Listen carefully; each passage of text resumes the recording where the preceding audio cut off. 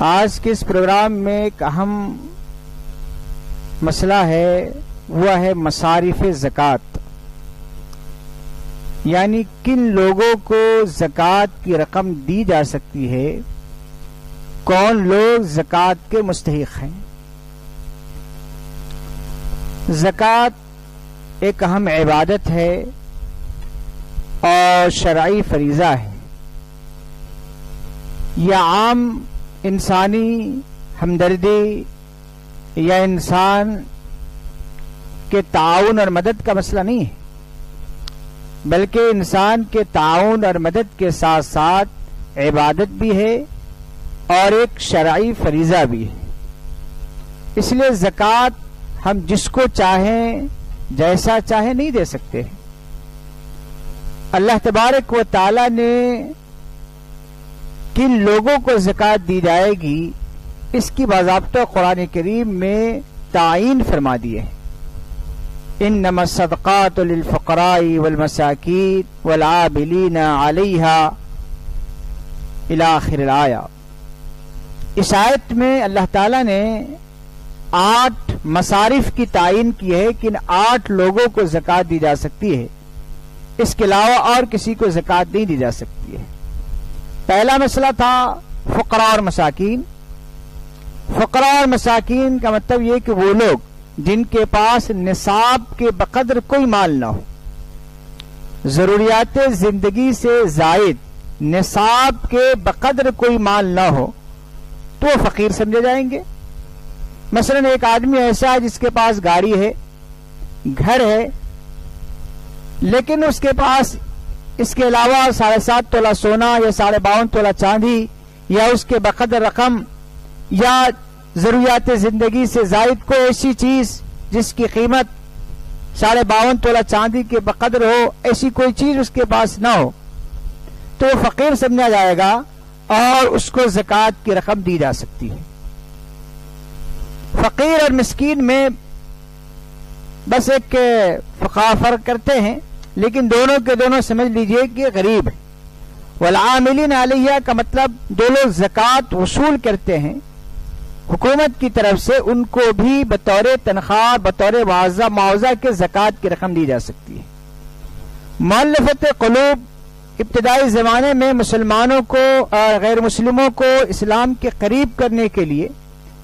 یا غیر مسلموں کے شر سے بچنے کے لیے ان کو بھی زکوٰۃ کی رقم دی جاتی تھی، لیکن سیدنا حاتم رضی اللہ تعالیٰ عنہ کے دور میں چونکہ اب ضرورت باقی نہیں رہی، اسی لیے اس کا حکم فقہاء نے منسوخ مانا ہے۔ اسی طرح پہلے زمانے میں غلاموں کو آزاد کرنے کے لیے زکوٰۃ کی رقم دی جا سکتی تھی۔ اسی طرح اگر کوئی آدمی بہت زیادہ مقروض ہو تو اس کی قرض کی ادائیگی بھی زکوٰۃ کی رقم سے کی جا سکتی ہے۔ اسی طرح کوئی مجاہد ہے، اللہ کے راستے میں جہاد کے نکلا ہے اور اس کے پاس سرمایہ نہیں ہے، یا کوئی طالب علم ہے جو دین کی خدمت کرتا ہو اور اس کے پاس مجبوری ہو تو اس کو بھی زکوٰۃ کی رقم دی جا سکتی ہے۔ مسافر سفر کے درمیان چاہے اس کے پاس گھر میں مال ہو، لیکن سفر کے درمیان کسی حالات کی وجہ سے اس کے اپنے پیسہ ختم ہو گیا، تو ایسی صورت میں اس کو بھی زکوٰۃ کی رقم دی جا سکتی ہے۔ زکوٰۃ اپنے اصول اور فروع کو نہیں دے سکتے۔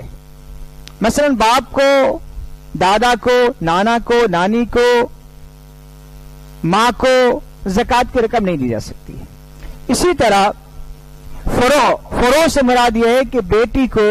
بیٹا کو، پوتا کو، پوتی کو، نواسے کو، نواسی کو زکوٰۃ کی رقم نہیں دی جا سکتی۔ بسا اوقات ایسا مسئلہ ہوتا ہے کہ ایک ماں باپ بہت زیادہ خوشحال نہیں ہوتے ہیں، لیکن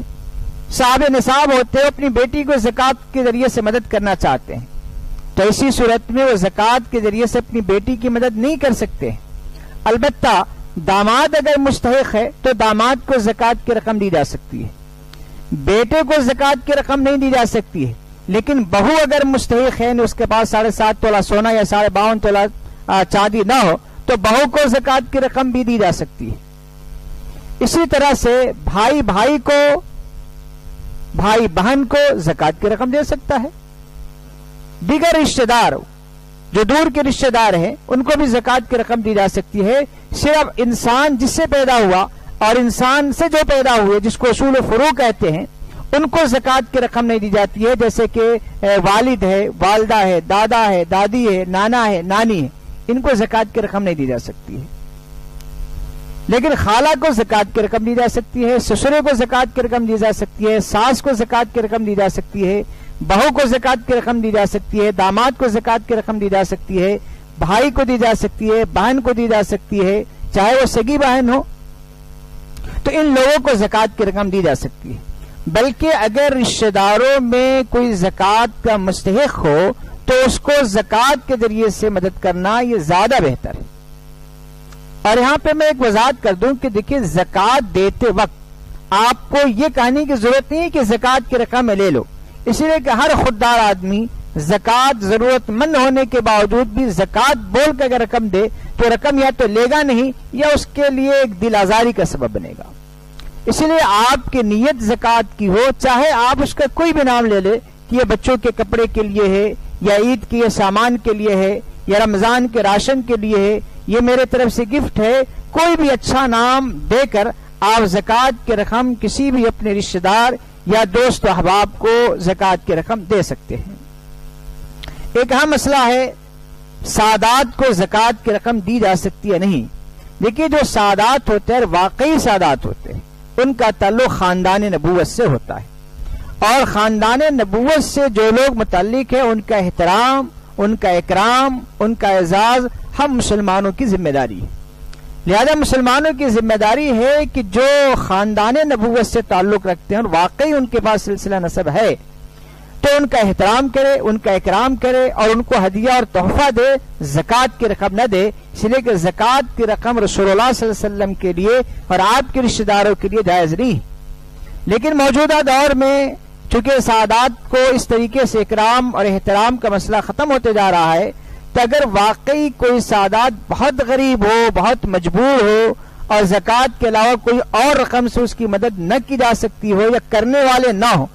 تو میں سمجھتا ہوں کہ بدرجہ مجبوری، بہت مجبوری کے درجے میں اس کو زکوٰۃ کی رقم دی جا سکتی ہے، اگرچہ کہ یہ بھی بہتر نہیں ہے، اور جہاں تک ممکن ہو سکے خاندان نبوت سے تعلق رکھنے والے افراد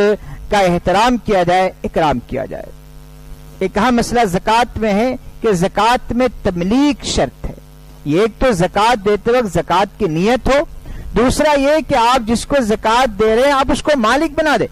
تو زکوٰۃ ادا ہوگی۔ فرض کیجیے آپ 10 فقیروں کو بیٹھ کر کھانا کھلا دیے زکوٰۃ کی رقم سے تو اس کی وجہ سے زکوٰۃ ادا نہیں ہوگی، اس لیے کہ اس میں تملیک نہیں پائی گئی۔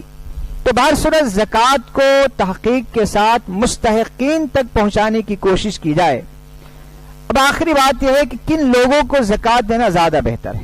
تو سب سے پہلے اقربا رشتہ دار جو ہیں ان کو زکوٰۃ سے مدد کرنا یہ زیادہ بہتر ہے۔ اس کے بعد جو نیک اور متقی لوگ ہیں، نیک اور متقی لوگوں کو زکوٰۃ کی رقم دینا زیادہ بہتر ہے، اس لیے کہ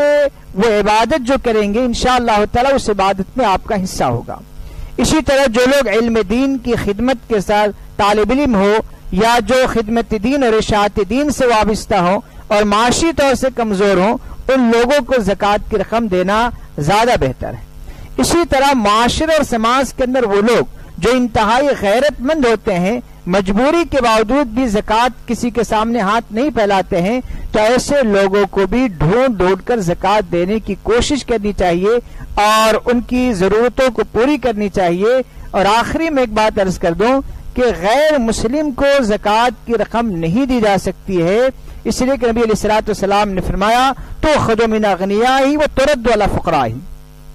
کہ زکوٰۃ مسلمان مالداروں سے دی جائے گی اور مسلمان غریبوں کو دی جائے گی، اس لیے غیر مسلم کو زکوٰۃ کی رقم نہیں دی جا سکتی ہے۔ ہر مسلمان کو جو مستحق زکوٰۃ ہے اس کو زکوٰۃ کی رقم دی جا سکتی ہے، لیکن اس کا مطلب یہ ہرگز نہیں ہے کہ آپ کے پڑوسی اگر کوئی مسلم غیر مسلم ہو یا کوئی دوست و احباب غیر مسلم ہو یا کوئی غیر مسلم ضرورت مند آ جائے تو آپ اس کی مدد نہ کرے، آپ دیگر رقومات کے ذریعے سے آپ ان کو مدد کیجیے۔ بعض علماء کے نظر صدقے فطر کے ذریعے سے آپ ان کی مدد کر سکتے ہیں، انٹرسٹ کے ذریعے سے آپ ان کی مدد کر سکتے ہیں۔ بہر صورت اگر قرب و جوار میں کوئی غیر مسلم ہے، اور ضرورت مند ہے تو آپ اس کی ضرور مدد کیجئے. زکوٰۃ کے علاوہ دیگر رقومات سے ان کی مدد کرنے کی کوشش کیجئے. بہر صورت زکوٰۃ کو بڑے اہتمام کے ساتھ، خوش دلی کے ساتھ، یہ سمجھتے ہوئے کہ اللہ کا یہ شکر اور احسان ہے، انعام ہے کہ اللہ نے مجھے دینے والا بنایا ہے، اس شکر کے جذبے کے ساتھ پوری رضامندی کے ساتھ مستحقین تک زکوٰۃ کو پہنچائیے. جس کو بھی زکوٰۃ دیجیے اس کو محبت کے ساتھ زکوٰۃ دیجیے، اس کو کمتر سمجھ کر یا ذلیل سمجھ کر یا اس پر کسی طریقے سے احسان جتاتے ہوئے اس طریقے سے زکوٰۃ کی رقم دینے سے اپنے آپ کو بچائیے. اللہ تعالیٰ سے دعا ہے کہ اللہ تعالیٰ ہم تمام مسلمانوں کو سنت اور شریعت کے مطابق زندگی گزارنے کی توفیق عطا فرمائے. وآخر دعوانا الحمد للہ رب العالمین.